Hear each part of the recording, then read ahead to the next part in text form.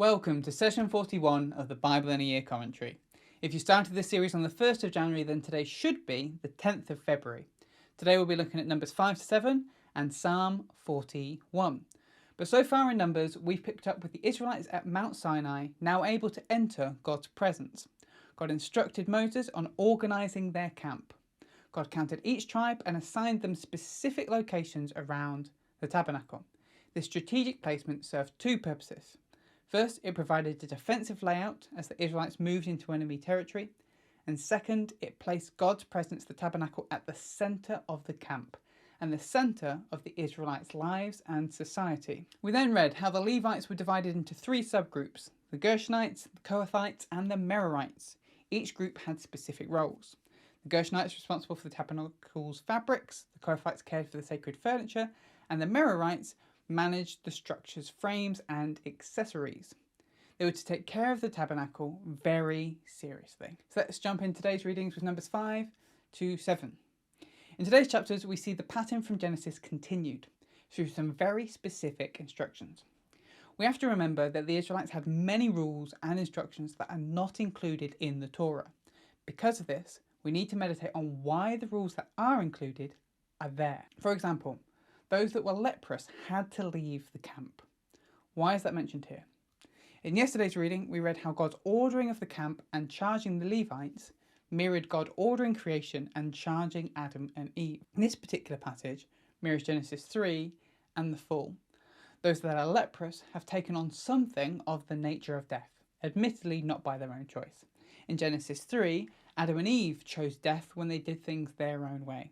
Just like Adam and Eve were sent out of the garden, here the leper is sent out of the camp. The same Hebrew word is used in both cases. A theological point is being made. We need to maintain the integrity of this new creation, this new Garden of Eden that is reflected in the camp of Israel. There's also an antidote to the mistake of Adam and Eve in the next set of instructions. We're now at Numbers 5, verses 5 to 11.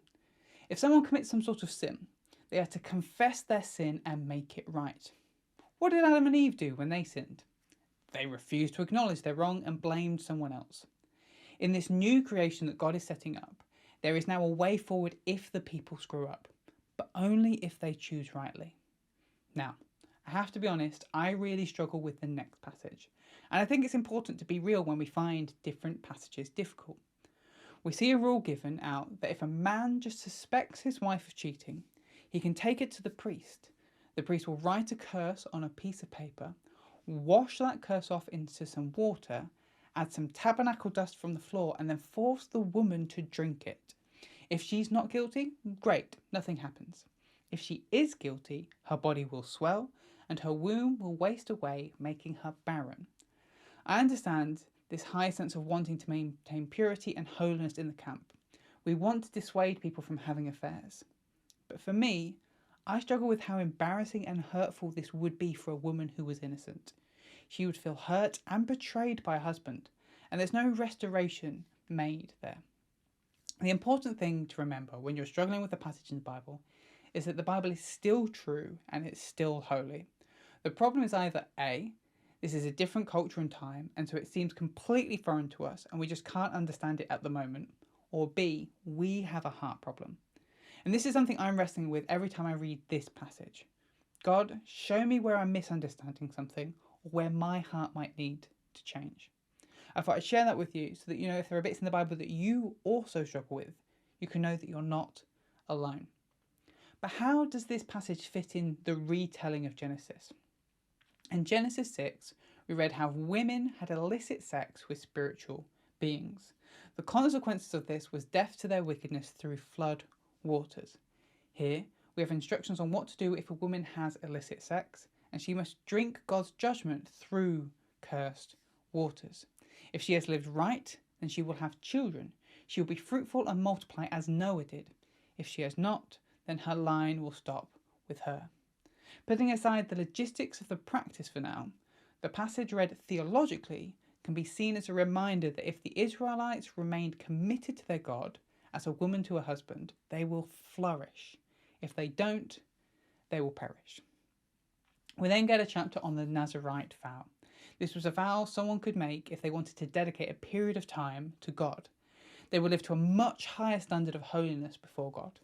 These people would then be on similar levels to the priests in terms of holiness and purity.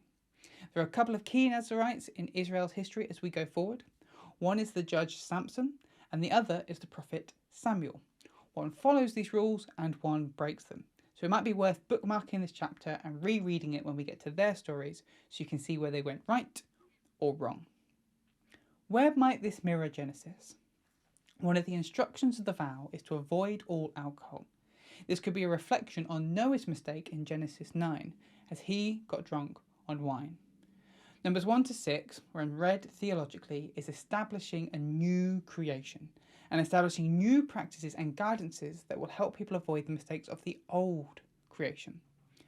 Finally, sticking true to the book's name, we get a list of the numbers as the leaders of the 12 tribes each bring their tribe's offering before God as the tabernacle is officially set up in the new camp of the Israelites.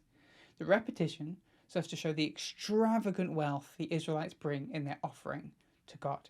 He is worthy of the best. And that's Numbers 5 to 7. Now let's jump into Psalm 41. This psalm is attributed to King David and falls into the category of lament psalm. It has all the features we've come to expect from a lament psalm: a complaint, a request for God to intervene, and a declaration of trust.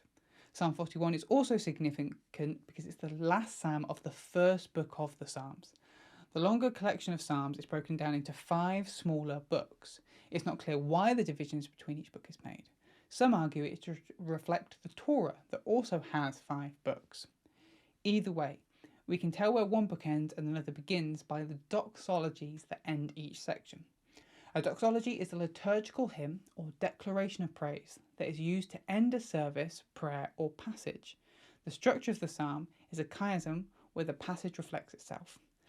Here is a summary of the structure, but I would recommend checking out the written version of this commentary in the description to see the structure properly for yourself. And so we have verses 1 to 3, a declaration of trust in God. Verses 4, a prayer for mercy and healing. Verses 5 to 9, lament over suffering. Verse 10, a prayer for mercy and healing. And verses 11 to 12, a declaration of trust in God, before ending with the concluding doxology. The psalm opens with a declaration of trust in God. The Lord protects those who care for the poor. He keeps them alive, protects them from their enemies, and heals their illnesses. This declaration of trust then leads the psalmist to bring his request to God. Have mercy on me and heal me. We can gather from the psalm that the psalmist is inflicted with some sort of illness due to the number of references to health. The psalmist then moves forward to bring his complaint, the suffering they have faced due to their illness. In this example, the worst thing isn't the illness itself, but how much the psalmist's enemies are enjoying their illness. While the psalmist is there, presumably wasting away, the enemies are rejoicing and telling everyone about it. They're waiting for the psalmist to die, and even the psalmist's friends have turned on them. Having shared their complaint with God, the psalmist once again asks God to intervene, having mercy on me and raise me up. And the psalmist returns once more to a declaration of trust. The psalmist knows that God will delight in him, not his enemies. God will be the one to protect them.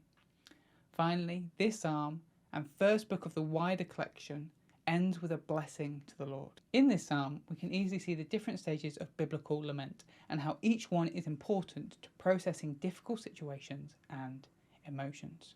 Thanks for joining us today. Take a moment to reflect on what you've read and share your thoughts or questions below.